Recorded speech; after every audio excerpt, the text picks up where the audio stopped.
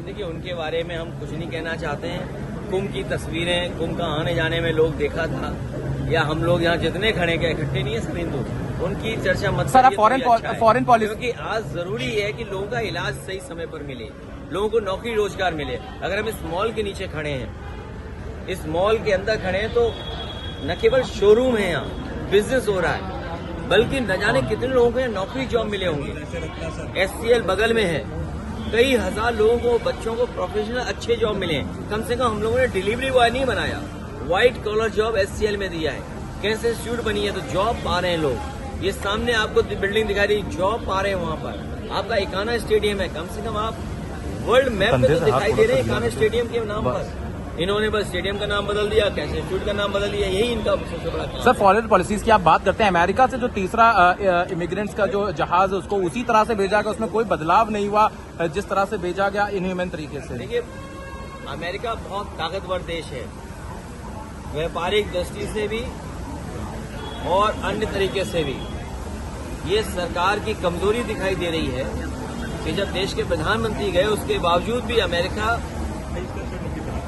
उन लोगों को हथकड़ी और बेड़ियां बांध करके भेज रहा है। इससे ज्यादा हमारे देश का अपमान और क्या हो सकता है कि हमारे नागरिक बेड़ियों में, हथकड़ियों में आ रहे हों। और उससे भी बड़ी बात यह है कि जो लोग ये सपना दिखा रहे हैं कि हमारा विकसित भारत है, हमारी $5 ट्रिलियन की इकोनॉमी है, हम विश्व गुरु हैं, तो सोचो नौकरी के लिए लोगों को अपने खेत बेच के जाना पड़ रहा है, जमीनें बेच करके जाना पड़ रहा है, घर परिवार से उधार लेकर जाना पड़ रहा है। कि यही विश्व गुरु का सपना था कि लोग उधार लेकर के जाएं, पकड़े जाएं, तो वो फौज वहां की बेड़ियों में, हथकड़ियों में आपको वापस भेज दे। दिल्ली के मुख्यमंत्री का चेहरा अब तक नहीं क्लियर हो पाया है। इस सरकार का बजट लगातार आ रहा है। जो बुनियादी चीजों की सबसे ज्यादा जरूरत है, आज उत्तर प्रदेश में सबसे ज्यादा स्वास्थ्य को लेकर के लोग चिंतित हैं। अगर कोई बीमार हो जा रहा है तो सही समय पर सही दवाई का और इलाज का इंतजाम सरकार नहीं करा पा रही है। और कैंसर जैसी गंभीर बीमारी का भी इलाज के लिए लोगों को न जाने कहां जाना पड़ता है। समाजवादी सरकार में ये जो कैंसर इंस्टीट्यूट बना था, ये रिसर्च कैंसर इंस्टीट्यूट इसलिए बनाया गया था जिससे यहाँ पर गरीबों का फ्री इलाज हो सके और कैंसर बीमारी के बारे में जानकारी मिलती रहे और वो फैले नहीं। या कैंसर की रोकथाम को लेकर के क्या डॉक्टर समय समय पर लोगों को जागरूक करेंगे, इसलिए रिसर्च कैंसर इंस्टीट्यूट ये बनाया गया था। जब वहाँ गए हम लोग, जो समाजवादी सरकार ने जहाँ तक काम छोड़ा था, जिस रूप में काम बढ़ना चाहिए था, नहीं बढ़ा।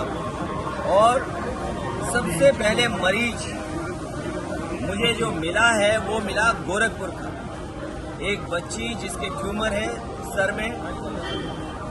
सोचिए, मुख्यमंत्री जी के क्षेत्र में जहाँ एम्स है, मेडिकल कॉलेज है, लेकिन उनका इलाज वहाँ नहीं हो पा रहा है। उन्हें भी इलाज के लिए उस परिवार को लखनऊ आना पड़ रहा है, वो भी समाजवादी सरकार के बने हुए चश्मा टेढ़ा हो जाएगा। और ये चक गजरिया में जितना भी विकास हुआ है, अमूल का प्लांट लगना, बगल में सरकार का एक और प्लांट लगना मिल का, तो कम से कम मिल का प्रोक्योरमेंट तो हो जनता से, किसान से। SCL का प्राइवेट इन्वेस्टमेंट आया जहां हम लोग खड़े हुए हैं। ये समाजवादी सरकार में सरकार का मॉल था। सरकार आते ही भारतीय जनता पार्टी ने इसको बेच दिया। तो कम से कम हम लोगों को दिखाने को तो चीजें हैं जो समाजवादियों ने काम किया है। आगे देख लो, पीछे देख लो, हर तरफ बिल्डिंग देखने को मिलती है। ये भारतीय जनता पार्टी के लोग कोई चीज बना नहीं सकते, ये केवल बिगाड़ सकते हैं।